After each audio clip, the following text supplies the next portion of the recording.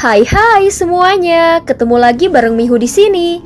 Oh ya, kali ini Mihu akan membawakan alur cerita Donghua yang berjudul Battle Through the Heaven. Mihu mengingatkan sekali lagi ya bahwa konten ini full spoiler. Tanpa lama-lama lagi, yuk langsung aja kita masuk ke isi ceritanya.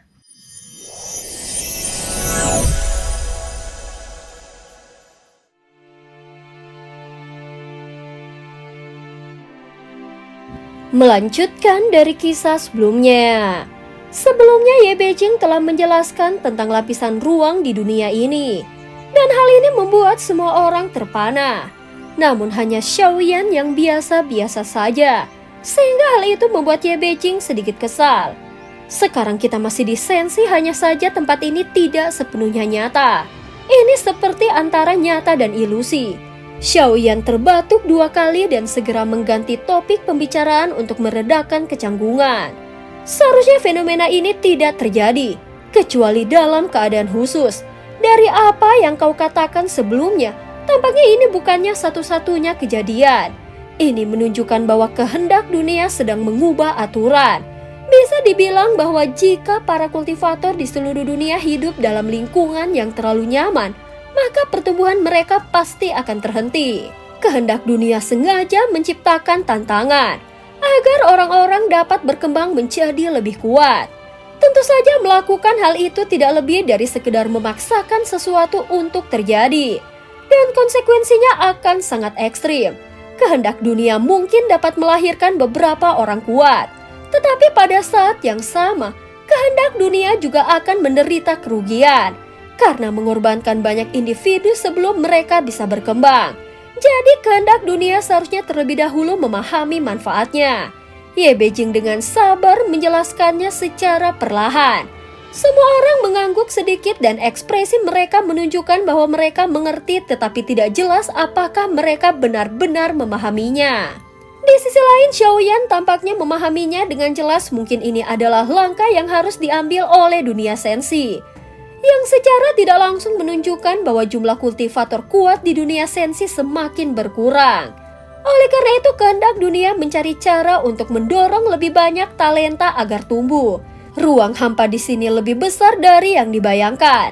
Saat semua orang sedang berpikir, tiba-tiba terdengar suara benturan keras dari kapal dewa kuno. Seolah-olah ada benda yang menghantamnya dengan keras. Semua orang langsung mendongak dan melihat sosok aneh bertubuh kurus seperti binatang.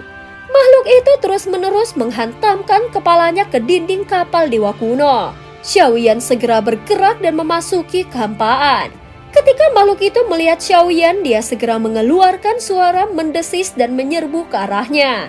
Tampaknya makhluk ini tidak memiliki kecerdasan. Saat berikutnya, Xiaoyan tiba-tiba mengepalkan tinjunya dan langsung meninju kepalanya. Seketika suara teredam menyebar, kemudian kepala keras makhluk itu retak dan hancur berkeping-keping. Setelah kepalanya hancur, terdengar suara ratapan yang memilukan. Namun sesaat kemudian terdengar raungan nyaring. Makhluk itu tidak memberi waktu bagi Xiaoyan untuk bereaksi. Dan tanpa peringatan, makhluk itu langsung menghancurkan dirinya sendiri, sehingga menciptakan gelombang kejut yang menyebar ke segala arah. Sosok Xiaoyan juga terdorong mundur beberapa langkah.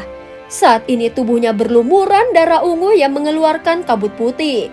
Jelas darah makhluk ini mengandung racun yang kuat. Xiaoyan segera menggunakan api untuk membakar racun tersebut. Meskipun tubuh aslinya kini telah mencapai tingkat kelima tubuh keabadian fisik, namun daya tahannya terhadap racun tetap rendah. Oleh karena itu dia langsung mengeluarkan pil pemecah racun Tianling dan menelannya. Setelah beberapa saat, dia baru berhasil mengeluarkan racun dari tubuhnya secara tuntas dan hendak meninggalkan kabut darah ungu yang terbentuk dari ledakan itu. Tepat saat Xiaoyan hendak pergi, dia melihat kristal yang memancarkan cahaya kemasan dari dalam kabut ungu. Setelah merenung sesaat, dia mengangkat tangannya dan melambaikannya ke arah batu kristal. Xiaoyan segera meraih batu kristal yang melayang di kejauhan. Aura batu kristal ini sangat dingin dan mengeluarkan bau yang aneh. Jelas ini bukan batu biasa atau inti binatang. Setelah mengamatinya sesaat, Xiaoyan segera menyimpannya.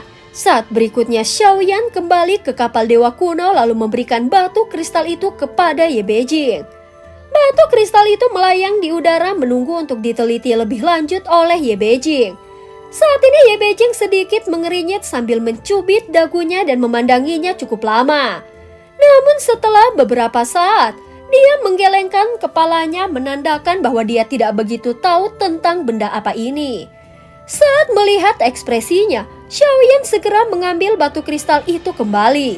Apapun yang muncul di sini bisa jadi merupakan petunjuk. Jadi lebih baik menyimpannya dengan baik, bisa saja akan berguna di masa depan. Saat ini mereka masih berada di Kampan tanpa arah yang jelas. Meskipun tempat ini tidak luas, namun pencarian tanpa tujuan tidak hanya akan membuang banyak waktu. Itu juga akan menghasilkan sedikit hasil. Xiaoyan tiba-tiba teringat 2 gulungan yang diberikan ratu kepadanya dan batu giok saat berada di pavilion Tianji. Dia segera mengeluarkan keduanya. Jika salah satunya adalah peta, maka itu akan menjadi kabar yang baik. Jika tidak, maka mereka hanya bisa mulai menjelajahi tempat ini dan akan membuang banyak waktunya. Saat Xiaoyan memeriksa batu giok, ternyata itu berisi peta area ini. Menariknya, gulungan dari ratu juga memiliki fungsi sebagai peta. Kedua peta itu menampilkan sebuah titik yang bersinar terang. Itu bahkan sangat mencolok dibandingkan dengan cahaya lain di sekitarnya. Namun ada perbedaan yang mencolok di antara keduanya. Bintang-bintang di sekitarnya dapat digunakan untuk menentukan bahwa keduanya adalah peta. Tetapi kedua peta tersebut jelas berbeda. Bagaimanapun juga ratu adalah penguasa Sensi dan dia mengetahui semua wilayah Sensi. Sehingga dia dengan sengaja menempelkan catatan di gulungan peta untuk mempermudah langkah Xiaoyan. Ada 4 tingkat bahaya yang ditandai di dalam peta. Tingkat Gi berisi bahaya terendah, namun jelas paling banyak. Ada juga tingkat manusia, tingkat bumi, dan tingkat langit yang merupakan tingkat dengan potensi bahaya tertinggi.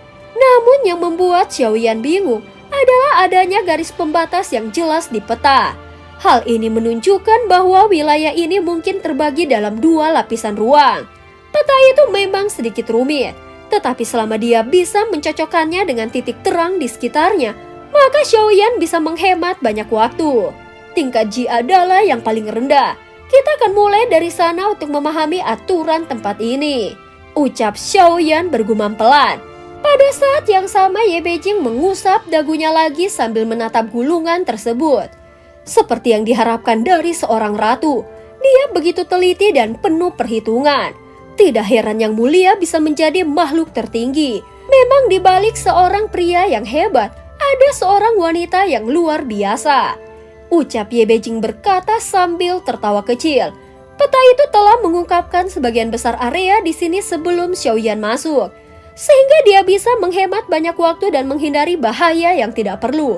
Setelah memastikan posisi mereka, Xiaoyan menyadari bahwa ada 2 titik cahaya yang berada paling dekat dengan mereka. Namun ada sesuatu yang aneh.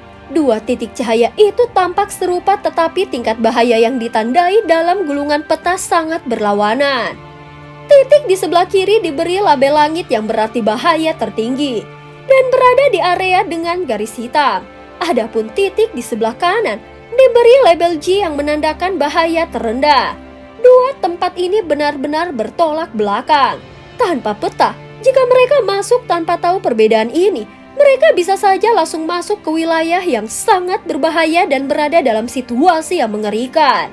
Saat berikutnya kapal dewa kuno berubah menjadi cahaya merah panjang saat mereka bergerak cepat menuju lokasi tingkat G yang lebih aman. Meskipun kekosongan ini terasa luas, namun bagi kapal dewa kuno yang memiliki kecepatan tinggi jaraknya tidaklah jauh. Hanya dalam waktu kurang dari setengah hari, mereka telah tiba di titik yang ditandai di dalam peta. Sesampainya di sana, mereka melihat area yang didominasi warna kuning kemerahan saat memasuki wilayah tersebut. Xiaoyan langsung menyadari tanahnya terbuat dari batu merah.